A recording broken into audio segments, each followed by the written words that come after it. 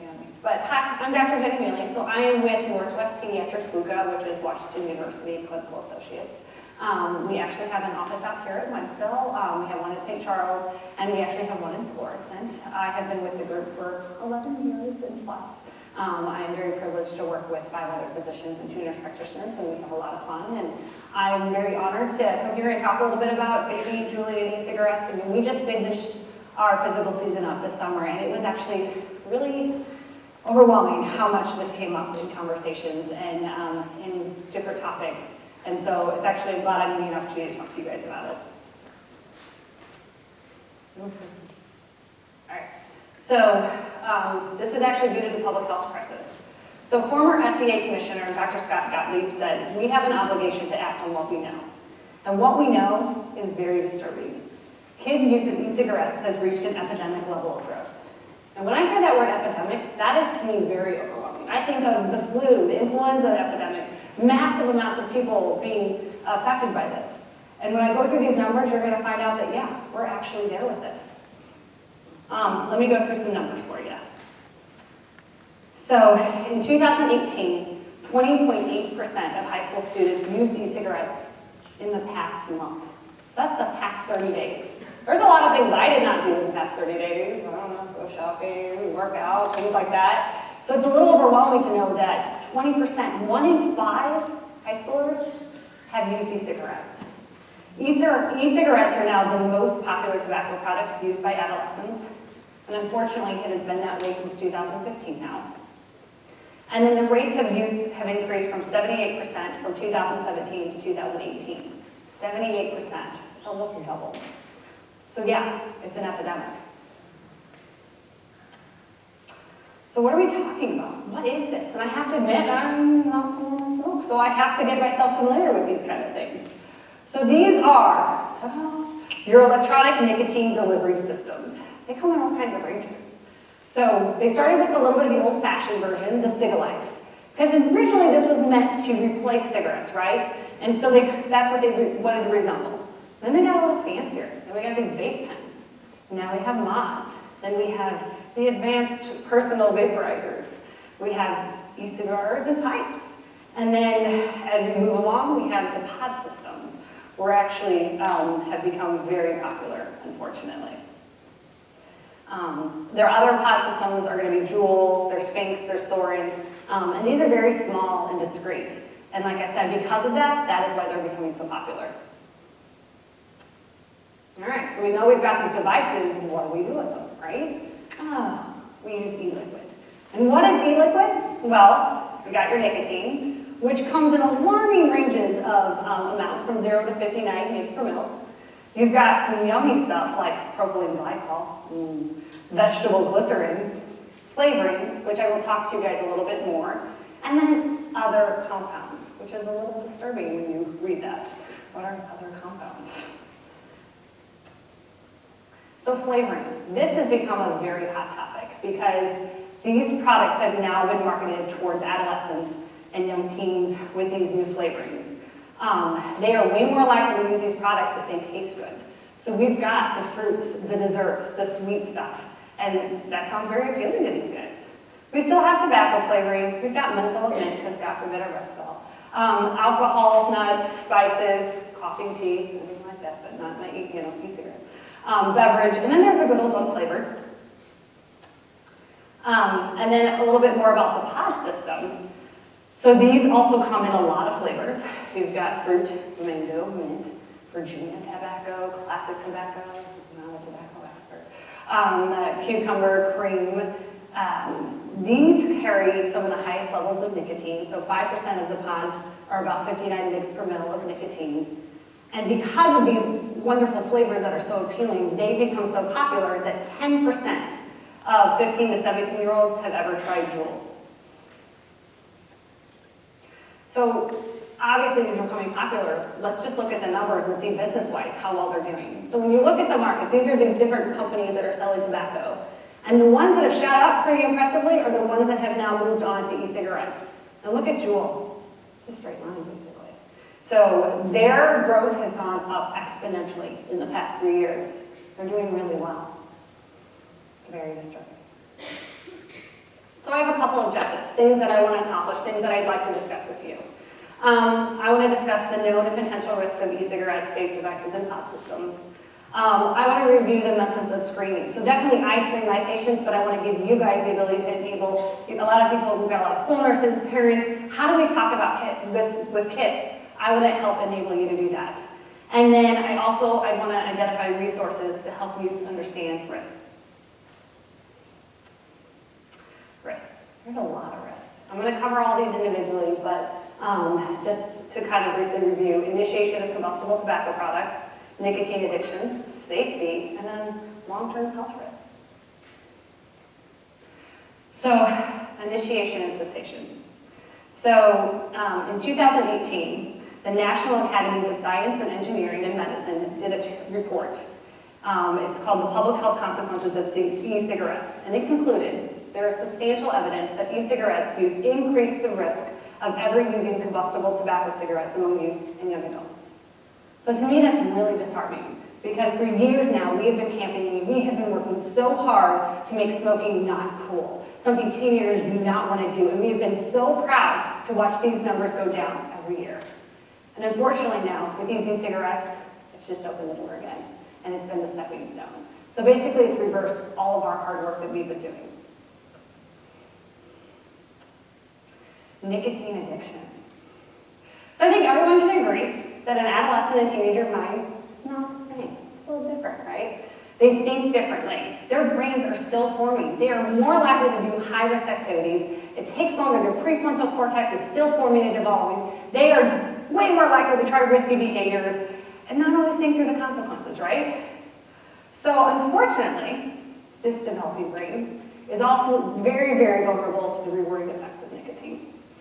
So it makes them more susceptible to have to be, wanting to try it more and more.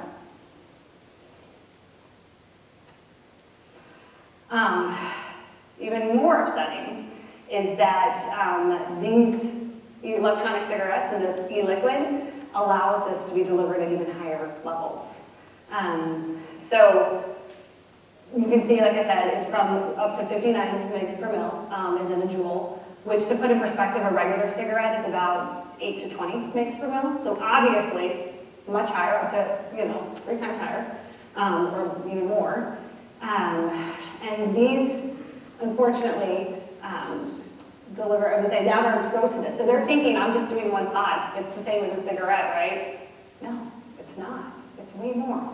And unfortunately, even further than that, some of these kids have been told that these juuls are safe, and they don't contain nicotine. One study found that 63% of juul users did not know that this product always contained nicotine. More on nicotine, who wanted to know so much. But it's actually really impressive, because not only is the nicotine at higher levels, not only is their brain more susceptible, but that version of nicotine is different than what you see in regular combustible products.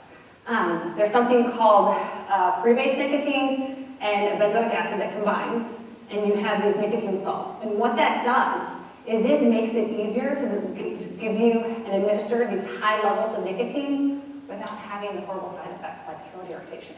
So it's a more pleasurable, experience. All right, so I've talked all about how horrible nicotine is. Let's talk about the basics. Safety risks.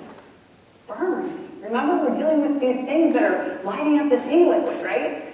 So in 2015 to 2017, there were over 2,000 explosion and burn injuries seen in the U.S. emergency departments. And those are just the people that went to the ER. I'm sure there's so much more that happened at home. And then we talked about how potent that liquid is, right? Well, children look at this and say, ooh, I want to play with these pods. I want to get into this. And so they're very susceptible to this nicotine exposure and poisoning. And so from 2012 to 2017, there were over 8,000 liquid nicotine exposures reported in kids less than 6.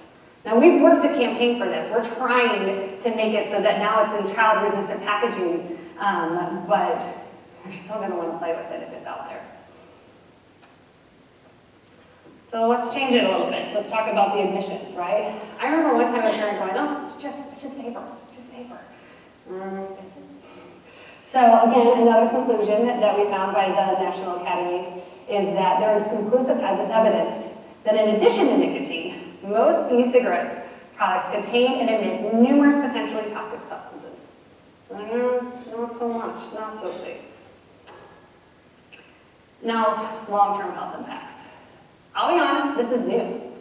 This has really been on the market for a short period, so we are learning. Just like anything in science, it's taking time to figure out what are the consequences, what are the dangers.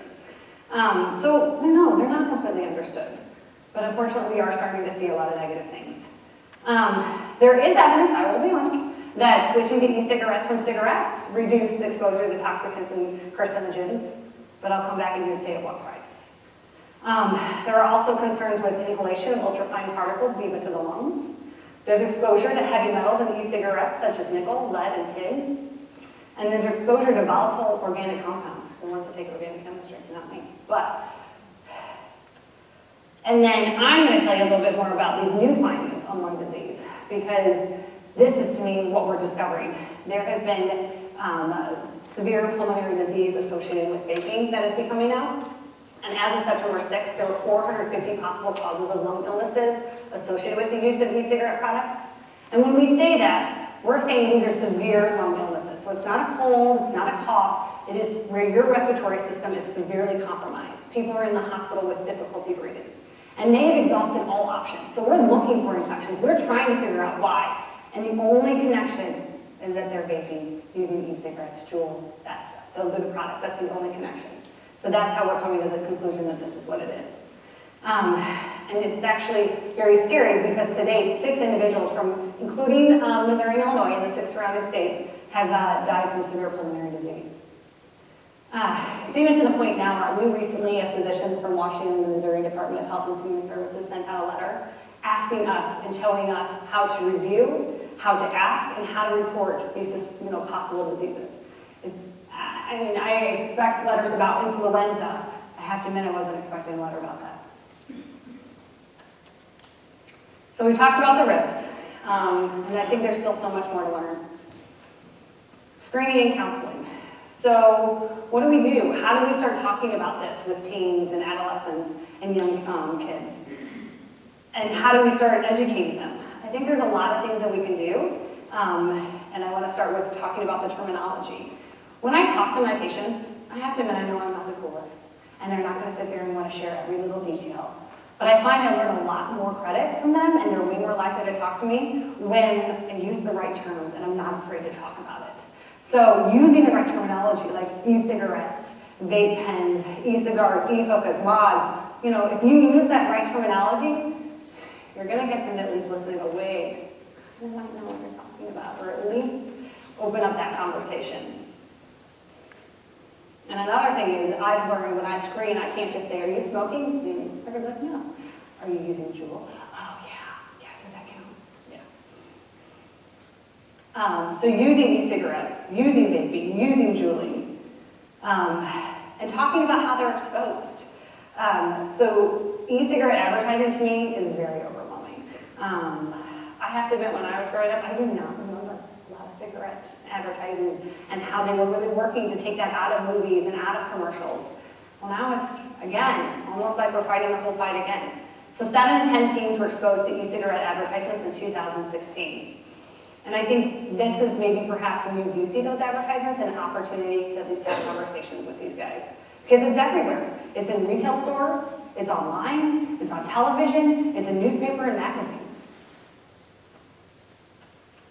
And they look so seductive and persuasive and cool. I mean, there was one on the radio that I swear I heard every 15 minutes, and they made it sound like if you did this, you were just going to be a new person. So they know how to, they invested their money in the right people when it comes to advertising. And unfortunately, just like we said, that adolescent brain is more receptive to trying things and more receptive to nicotine addiction. Unfortunately, receptivity to e-cigarette advertising is also associated with trying e-cigarettes and cigarettes in the future. So when you guys hear those advertisements, that's an opportunity to dispel the coolness, the persuasiveness, and dispel those myths and be like, that person sitting on that rock, not that cool. So rules and regulations. The legal age to buy e-cigarettes is 18, but obviously they have dealers, they have ways to get it, people are able to give it to them. Unfortunately, the e-juice that's bought on the internet doesn't always have to be proof of age. It's not always required. Luckily, some states are starting to come around. Michigan is the first state to ban flavored e-cigarettes as of September 4th, 2018, and San Francisco was also jumping on board as far as one of the first cities. But we have a long way to go. So again, it's really important that we work on counseling. Tobacco use among youth and young adults in any form is not safe. We have to just stick to that format.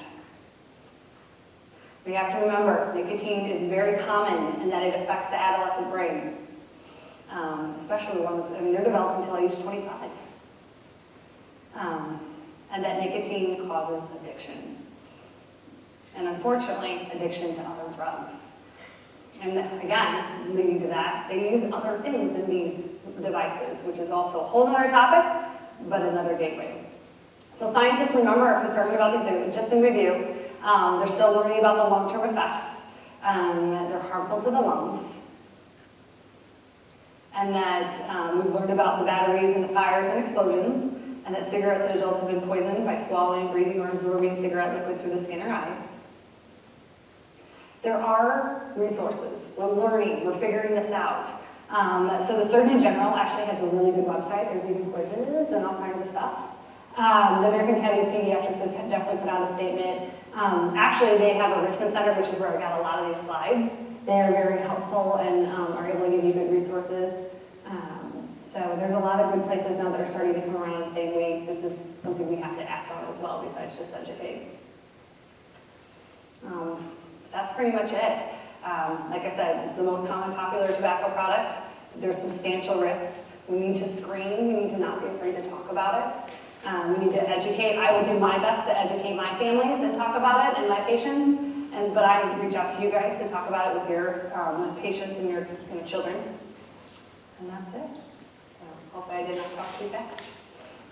Okay. I have a question. So if you're screening and you're finding out that kids are using these, what do you have in place to help them stop? Because if there are such high levels of nicotine and they're addicted to that, what are your recommendations as far as, just stopping cold turkey and we're done? Or what do you guys, what do you recommend? Yeah, so that's actually a weakness that we're working on. St. Louis Children's Hospital has been able to start giving us some resources, and so we've been able to make some connections in our practice at least. But I have to admit, we're not used to seeing this as far as addiction. But I think it's also really important to see where they're at in the level, because a lot of kids that I deal with still think they don't have a problem, still think it's not an issue, and so we got to make sure that we're even there in the first place. But we've been working on trying to make more connections, but it's one of our weaknesses because we're just becoming overwhelmed with this even being in the first place.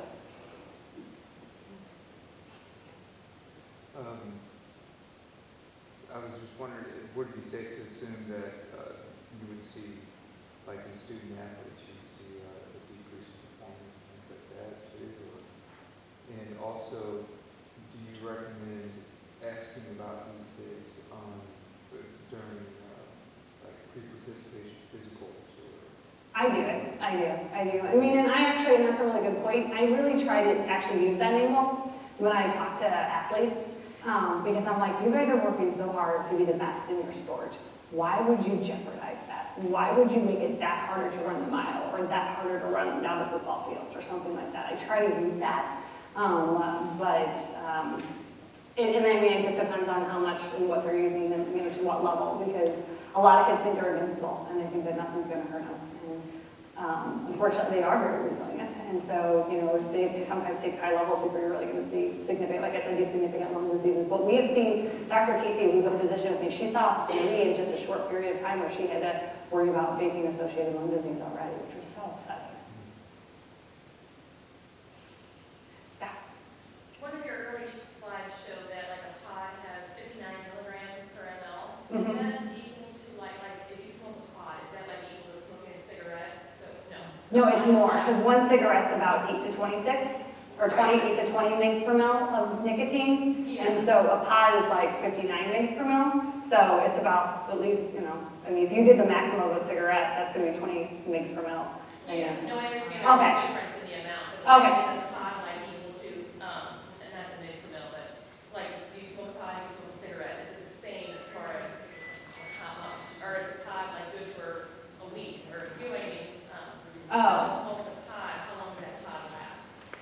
I think, I don't smoke, so, I mean, I think that kind of depends, I mean, I don't know. I don't have a great answer. I just wonder, can I potentially tell someone, if you're smoking a pod, and if they're doing that in one Sitting, right. sitting like they are a cigarette, I would say, you're smoking twice the amount of the nicotine is in a cigarette. I assume so, but I have to admit, like, and I have not heard people like split a pod, because like I said, it's that e-liquid, so once you break it open, I would find it hard to believe, but I have not. That's a good question, and I have to admit, I have not thought about that. That's a really perception, I guess, people think, so many people think there's not nicotine in these, and then Right. it's like twice the amount. Yeah, no, I mean, Dr. Casey actually said, she was talking to one of the kids, and they were like, well, someone came to my school and said it was safe. And I'm like, are you kidding me? Like, someone actually told you it was safe. So they're so impressionable. But and kids are so impressionable, and they want to hear, what they want to believe, and it's unfortunate for them to miss how dangerous these are. Yeah. There was something that somebody had that said one pod is equivalent to a pack of cigarettes.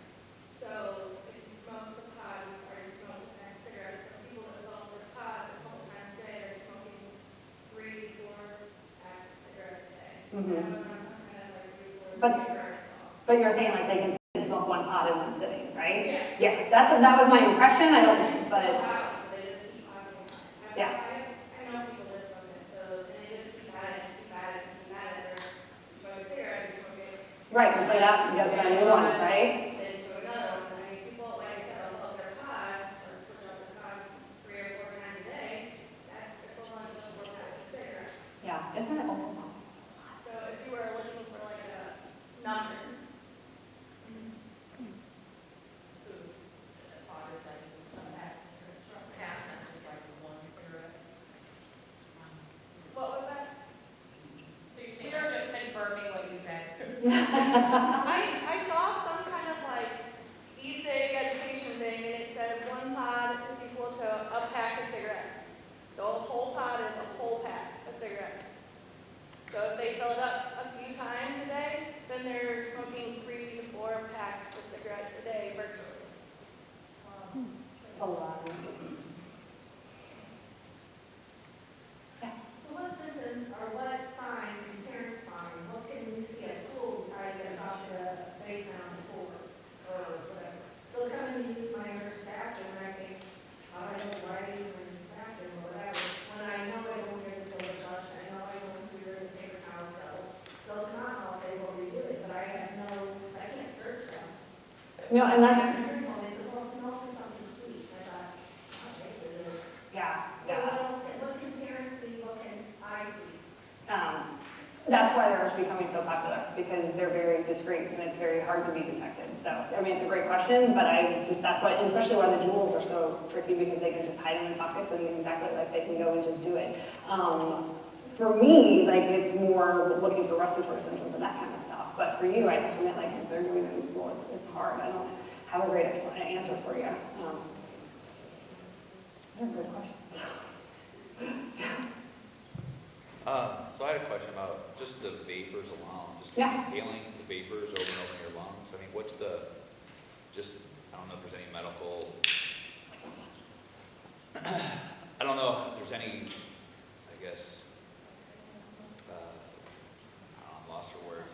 I just want to know what the effects are just for the vapors even alone, because it seems Well, that's what they're saying, is that they're actually, people used to think that they were safe, and it was just, aerosolized water or something like that, but it's not. And they're learning that there's like metals in them, and that there's organic compounds, which are really, things you're not supposed to be absorbing. So, things that can basically cause inflammation in your lungs, and your body's not able to respond to that appropriately. But they're still learning. They don't quite understand exactly all the things that are going, and that's why we're trying to figure out why it's so dangerous. But it's not as safe as we thought it was. but side effects, would it be like symptoms of asthma? Yeah, difficulty breathing, decreased exercising tolerance, yeah, coughing. I mean, they act sick. They don't necessarily always run the fevers, but they're acting sick and having problems breathing. Thank you. Yeah. So when I was in elementary school, I was told about cigarettes and how they're bad for you, which in turn made a lot of kids in high school not want to use cigarettes. What's happening in elementary schools right now for these types of devices? I think we're starting. That's the hard part. Is like we got hit hard. And we were like, what is going on? Like this is just yeah. I was saying I'll let you talk more, but I mean like just in 2015. I mean that's only 4 years ago. So yeah. We're actually looking at some curriculum that we can do for elementary students, just kind of like what our DARE officers do. We're going to try to mix it in with their PE health information, but you know it takes time to get all that stuff done. But we are currently working on that. Thanks. Any other questions?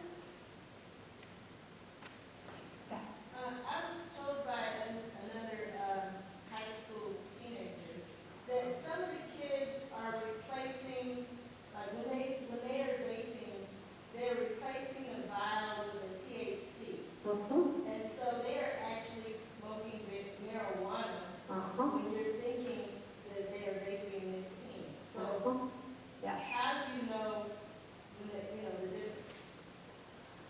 I don't know. I don't know if we can tell, but you're right. Like that, they're substituting. I mean, I don't know if that might have a little bit more of a smell, but I would say that yeah, that's the concern too. And there are other products that they're experimenting with as far as that. And there's another thing called coiling, where they're heating the e-liquid directly on the heat coil and vaporizing, and it actually makes it even more thicker and more or easier for them, and makes them even more addicted to it. I've never coiled either, but it's just scary. You guys are very creative, very smart. To make good choices though.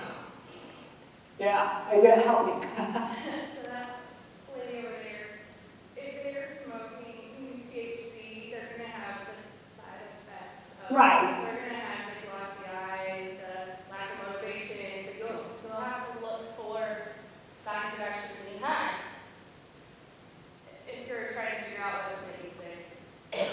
And those signs and symptoms can actually be increased, Yeah. so it'll be more elevated. Right. I was like, if it's just nicotine, it's just, you're gonna be normal for the most part, because I do want to initially. But then if it's maybe THC, then you're gonna get all the signs and symptoms of being high. That one there.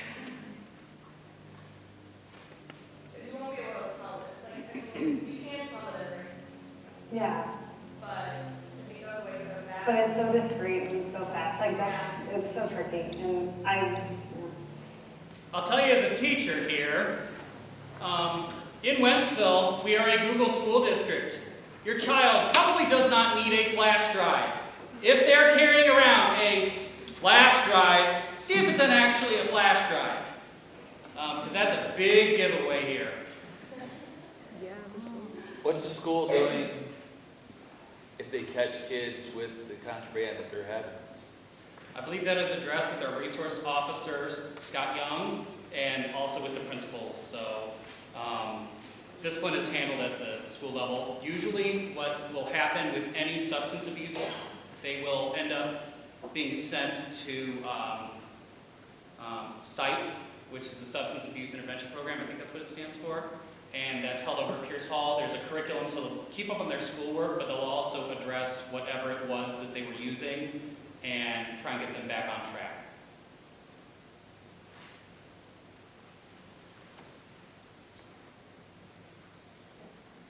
I'm sure some of the parents are allowing their kids to do that.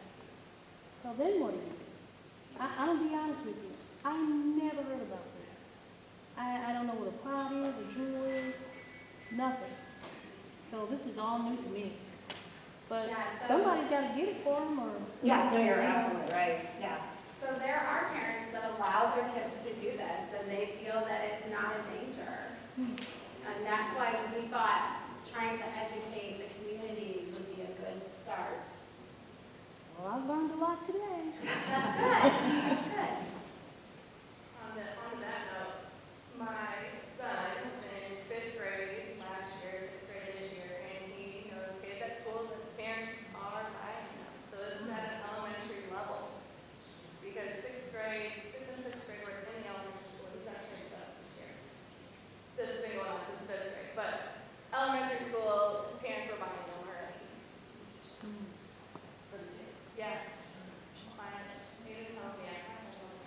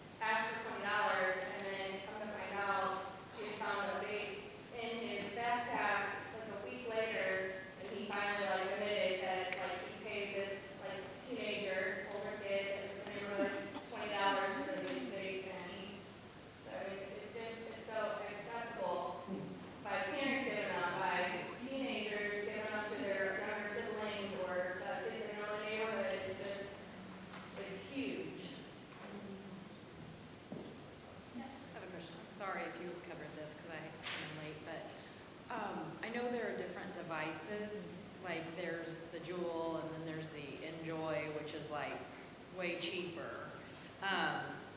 And I didn't know if they all are nicotine or, and I know the THC is a different thing too, but, or like the flavored ones, if they're not that they're not equally as bad, but if they're all addictive, if even the ones that aren't are obviously bad, but what's the difference between the different, like the ones are, some of them are flavored, but then some of them have the nicotine too, or do they all have it? They all have nicotine. They all do, Yeah, okay. and they're not regulated very well. And even if they have it labeled, like, they've done studies to see if that's really the amount of nicotine that they say, that they advertise. It's not. Okay, so I didn't know if the flavored ones were, I was like, well, why are they just inhaling a flavor? But I didn't, that's why I didn't know that, so, Yeah. okay. And as parents, we talked about the flash drives, but there's also some out there that look like inhalers. Yeah. There's some out there that they can get on the internet that look like just everyday items that kids use. So just be very watchful of what it really is. Any other questions? There's one. Yes. I know you said some states and cities are banning the flavored ones, but why are they banning just the flavored? Because they think that the flavor ones are more marketed to the younger kids, so Oh. that's why. But we have a long way to go. And it's just starting. Like I said, Michigan was the first state, so just as of September. So it's just starting. What kind of treatment, as a physician, on the medical side, are you having to give the kids that have the pulmonary disease from vaping? So there's a whole protocol of what we're supposed to go through and a whole questionnaire and reporting that we're supposed to go to. Depending on how ill they are, they get chest x-rays, they get pulmonary function tests. I mean, it all depends, and some kids are going just straight to the hospital for all of it. It just depends on how ill they are. Like I said, I've been fortunate, it was Dr. Casey, I'm like, you're in the black cloud. I have not had to do it yet, but she's had to follow that protocol and get the chest x-ray and the blood work and all that. I mean, it's 3 pages long of what we're supposed to go through. It was, I'm like, oh my gosh. So. You know, I really think that maybe a couple of years ago, people who did smoke, they kind of thought things were safer, right? Right. And so I know of adults who bought them for their teenage children. And so now you have the parent who's pretty hooked on them and their teenager who's pretty hooked on them. So it's pretty, I don't know, like, it's just snowballed, you know? So I think, like, I wish we could educate our parents too about it, you know? I think one of the things though, I think it is good if we help work on educating, because I mean, a lot of the adults who are trying to quit are the ones who are addicted. I mean, they didn't start smoking when they were 50, right? So majority of people did start smoking when they were 14, 15, 16. So you're right, like the parents are the enablers in this situation, unfortunately. However, if we can also get to the adolescents and the teenagers so that we can get them before they start, because like I said, it is this horrible cycle. And I think that's what's so sad, is it truly so good.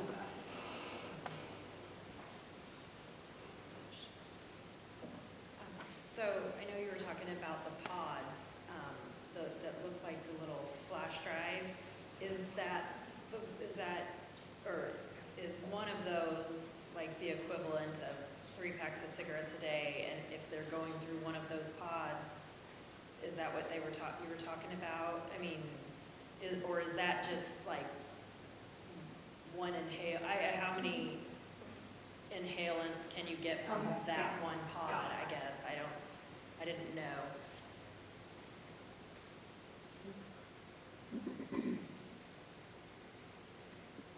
One Juul pod has, Okay. one Juul pod is equal to 20 cigarettes. So these are what the flash drive ones look like. They look just like a regular flash drive. So how, on average, how long does it take them to smoke a pod? I mean, That's just gonna depend on your usage. I have a coworker who sits at her desk and puffs on hers all day long. right, because you'll see people walking So- around with them just Yeah, puffing. She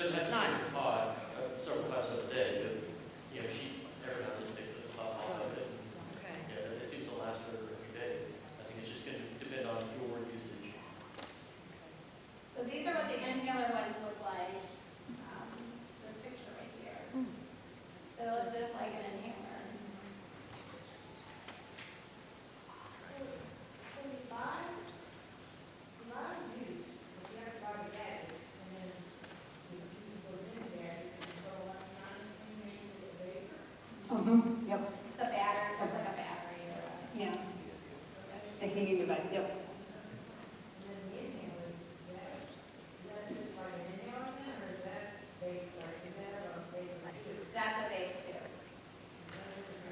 So do they use their, let's say it's an asthmatic who, I mean, back in the day, years ago, they would use this for cocaine, so you're always suspicious of people who repetitively do inhalers, they use it for cocaine. So now, can they use their old inhaler outside? Oh, and modify it to a, Right. I guess it would be kind of tricky. They'd have to be able to know how to. I mean, is the holder what's vaping it, or is the canister you put inside vaping it? That you'd be suspicious of kids are always, you know, you saw the canister one in the garbage, but the canister or the holder, the resume would be in their room all over the place. I don't know, I'm asking.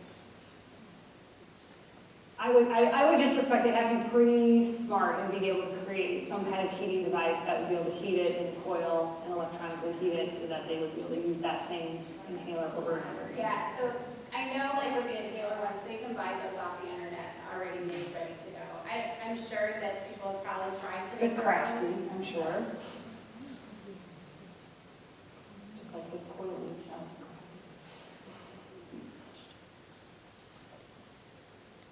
Oh, yeah. So if, you know, in the event your teen or 20s person, child has been vaping and they're probably addicted, what steps do you take to, you know, start getting them away from that or weaning them off of it? Because if it's an addiction, you know, there has to, I mean, I would think there's a process. You just can't tell them to stop. Yeah, no, I mean, well, I said this before, like, just because I deal with a lot of kids when I'm talking about a whole bunch of different things, whether it's weight loss or other things, and they have to be willing to want to do that. Like, if they don't think it's a problem, if they still think it's fine, even if you're the one saying this is wrong, like, they have to agree with you before they're willing to do any of that, because just like any addiction, it's going to be hard and they have to want to do it. So I guess that's always my, like, do they want to stop, you know, kind of thing. But after that, you're right, we're still working, because I mean, we're like, what do we prescribe them, like the nicotine gum and the patches? I mean, there's no protocol, and none of that stuff was ever approved for children. Right. So we don't have any guidelines yet. Like, we're still figuring this out. And like I said, I know we've been talking to children's, our phone nurses actually made some connections and reached out to them regarding working on that too. But when I did a lot of research, there's still not a lot of protocol on how to handle that situation yet. But like I said, I think one of the really important things is making sure that they're on board with that too and they want to, because we can scream at them all we want, Right. but if they don't want to, it's not going to happen. What do you think is worse, cigarettes or cigarettes or e-cigarettes? Some good cigarettes and e-cigarettes. I don't think, I think it's like, which evil do you want? They're both awful. So I wouldn't, I mean, I can't tell you because I don't want to.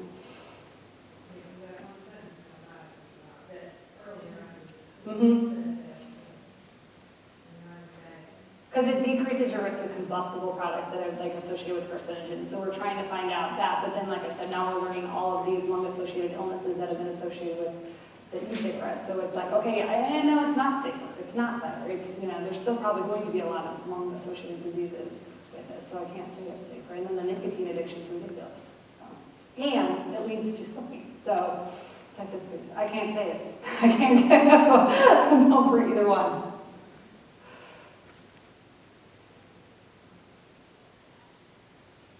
Any other questions? Okay.